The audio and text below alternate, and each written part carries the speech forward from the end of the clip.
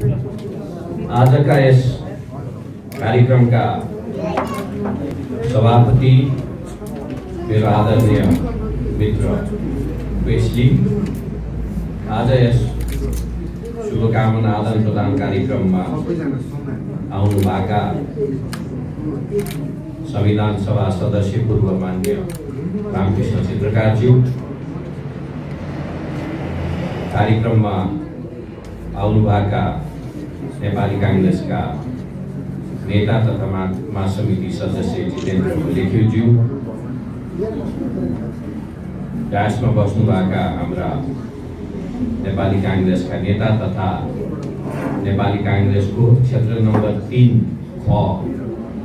का यसपालिका उम्मेदवार तथा पूर्व भैँसी पार्टी सैगु भैँसी पार्टीका गाविस अध्यक्ष शिवराम बानिया दाई, यहाँ उपस्थित राजपथ परिषदका पूर्व सल्लाहकार उत्तम कुमार परियारज्यू, नेपाली कांग्रेसका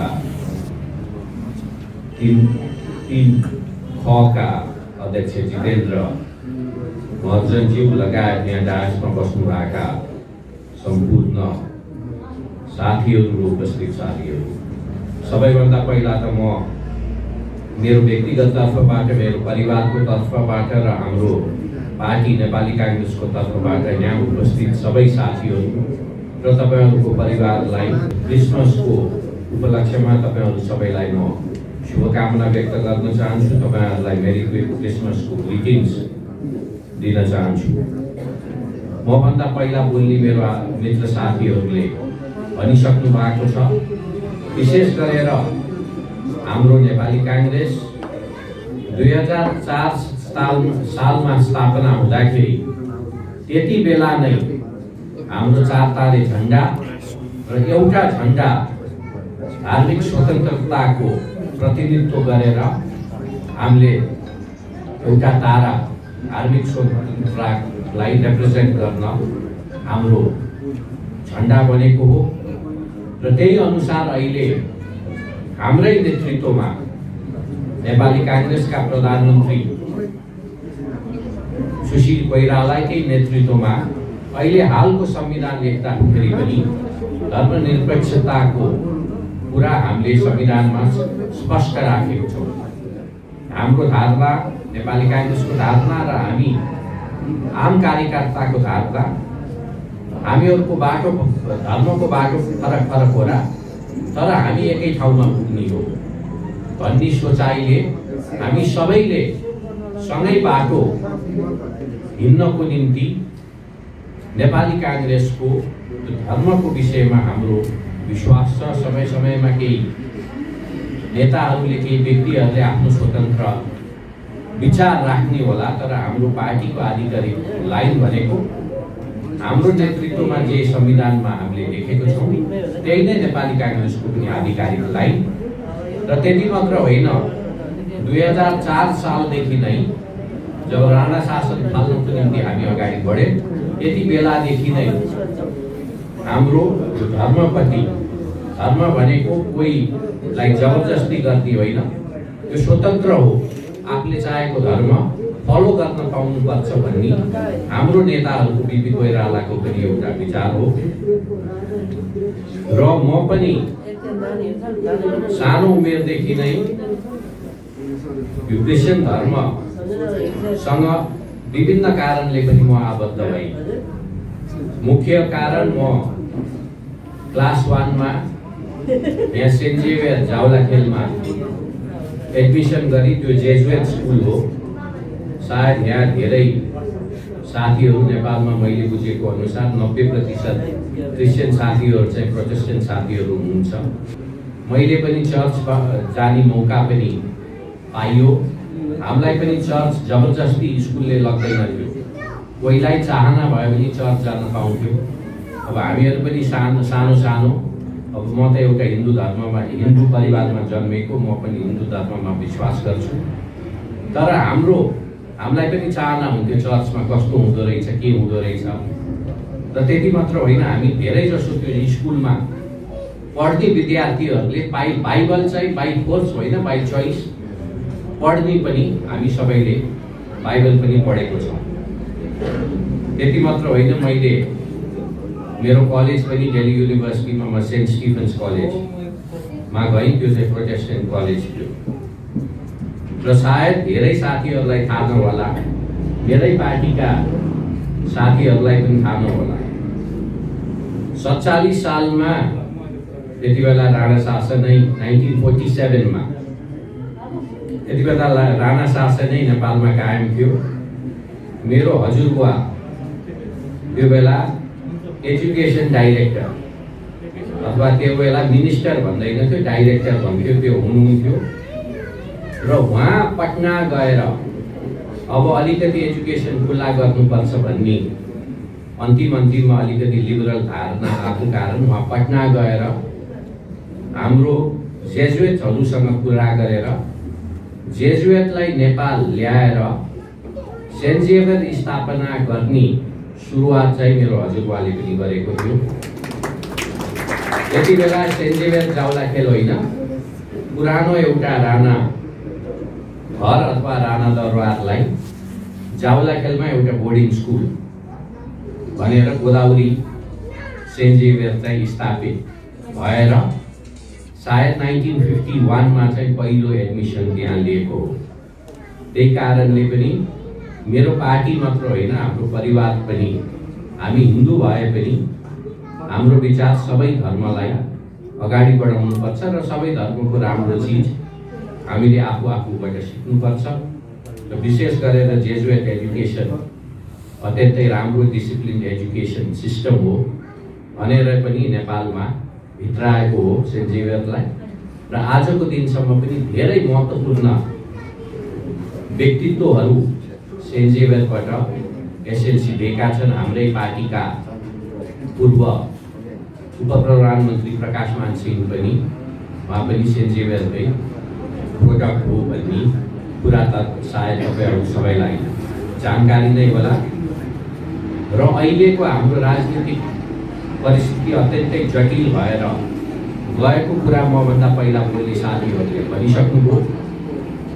केही दिन अगाडि हामीले यो नेपाल सरकारले कोभिड भ्याक्सिनेसन डेट कहिले आउँछ भनेर हामी सबै नेपालीहरू पर्खिँदा भ्याक्सिनेसन डेट होइन, निर्वाचनको डेट बतायो। हामीले 2/3 को सरकार 5 वर्षसम्म काम गर्नको निम्ति नेपाली कांग्रेस विपक्ष पार्टी भए पनि हामीले यो सरकारलाई समर्थन गर्दै आएको। त्यो गर्ने क्रममा हामीलाई धेरै ठुलो आरोपहरू पनि आयो। केपी ओली सरकारसँग कांग्रेसले समर्थन गर्यो, मिल्यो भन्ने। हामी मिल्या होइन, त्यो गलत कुरा हो। तर यो सरकारको पहिलो नीति तथा कार्यक्रम ल्याउँदाखेरि नेपाली कांग्रेसले त्यसलाई मौन समर्थन गरेको र बारम्बार यो सरकारले केही कुरा गर्दाखेरि यो सरकारलाई बेनिफिट अफ द डाउट हामीले दिएकै हो। कोभिडको मारामारी आइसकेपछि हाम्रो पार्टी सभापति तथा नेताहरूले आम नेपाली नागरिक कार्यकर्तालाई अपिल गरेर कोभिडमा हामी सबै नेपाली एक हुनुपर्छ भनेर भनेकै हो।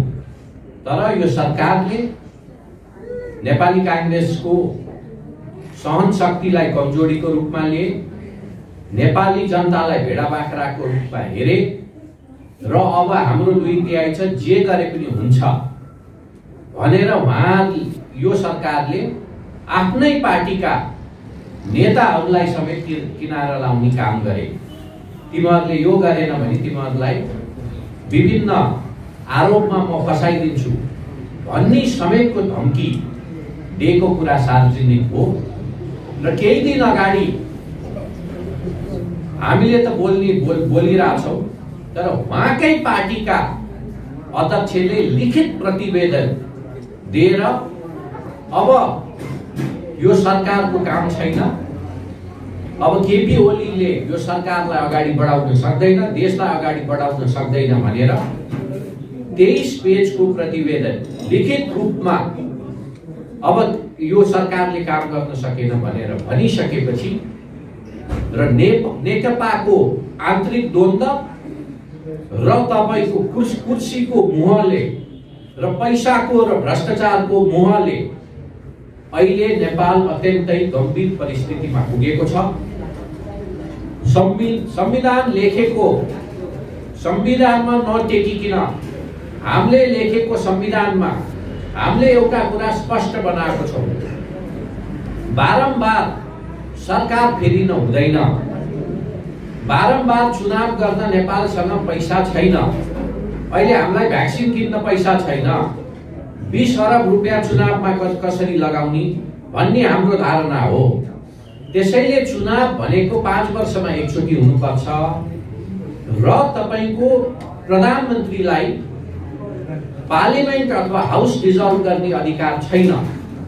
प्रधानमन्त्रीको बहुमत छैन भने, कुनै एउटा पार्टीको बहुमत छैन भने 2टा अथवा 3टा पार्टी मिलेर बनाउन सक्छ र त्यो पनि नसके भने तपाईको सबैभन्दा ठुलो पार्टीलाई फेरि एकचोटि मौका दिने, त्यो पनि सकेन भने कुनै एउटा सांसद इन्डिभिजुअल सांसदले हाउस गठन गर्न सक्छ भने पनि त्यो पनि एकचोटि मौका दिने भनेर यो तपाईको 7 तहको एउटा प्रक्रिया संविधानमा तोकेको छ र कुनै पनि हालतमा सिधै प्रधानमन्त्रीले पहिलोको संविधानमा टेकेर पहिलाको संविधान 47 सालको संविधान जस्तो अहिले व्यवस्था यो संविधानमा छैन। त्यसैले मध्यवर्ती घोषणा गर्ने राष्ट्रपतिको पनि उहाँ विधान बाहिर संविधान बाहिर गएर उहाँले यो कामहरू गर्नु भएको छ। त्यही कारण नेपाली कांग्रेसले यो केपी सरकार अथवा केपी ओलीको जुन यो मुभ छ यसलाई विरोध गर्दा हामी बाध्य भएको छौँ। धेरै साथीहरू शुभचिन्तक साथीहरूले हामीलाई के भनेको छ भने होइन, ओहो यो नेपाली कांग्रेस त कस्तो मूर्ख रहेछ, अहिले नेकपा फुटेर 2 पार्टी हुन लाग्छ, विवाद चरम छ, जनता उनीहरूसँग खुसी छैन, 4 महिनामा चुनाव गरे भने त नेपाली कांग्रेसले सजिलै बहुमत ल्याउँछ नि, किन कांग्रेसले अहिले विरोध गरेको भन्ने कुराहरू पनि हाम्रो कानमा आछ। तर हामीले चुनाव जित्ने हो भने हामीले एउटा प्रक्रियामा टेकेर चुनाव जित्छौँ। हामीले चुनाव जित्ने हो भने धाँधली गरेर होइन, नेपाली जनताको विश्वास लिएर। यसैले हाम्रो भनाइ यो संविधान विपरीत चुनाव हुन गइरहेको छ। यसको निम्ति हामीले हामीलाई राजनीतिक रूपमा फाइदा भए पनि यसले हाम्रो संविधान र हाम्रो लोकतन्त्रलाई कमजोर बनाउँछ भनेर हामीले त्यो मानिरहेको छैनौं। हिजो समाजवादी पार्टी र नेकपा, माधव नेपाल र प्रचण्ड पक्ष दुवै पक्षलाई हाम्रो पार्टी कार्यालयमा हिजो सानेपामा बोलाएर यो कुराहरू पनि हामीले स्पष्ट पारेको छौं। अब यो कुरा नेताहरूबाट यो अदालतमा गएको छ, अदालतको निर्णय हामी पर्खिन्छौं र अदालतको निर्णय के हुन्छ त्यो पछि नेपाली कांग्रेसले एउटा हाम्रो स्ट्यान्ड आउँछ र म तपाईहरु सबैलाई आग्रह गर्न चाहन्छु, अब आउने दिनमा जुन किसिमले जुनै एउटा व्यक्तिले अधिनायकवाद फेरि यो नेपालमा स्थापित गर्न खोजिरहेको छ त्यसको विरोधमा कांग्रेस लगायत अरु पार्टी उभिँदाखेरि पनि तपाईहरु सबैलाई हामीलाई तपाईहरु समर्थन गर्न पनि तपाईहरुलाई म आग्रह गर्न चाहन्छु र अन्तिममा फेरि पनि तपाईहरुको परिवारलाई हामी सबैको तर्फबाट तपाईहरुलाई क्रिसमसको शुभकामना दिँदै बिदा हुन चाहन्छु। धन्यवाद। जय नेपाल।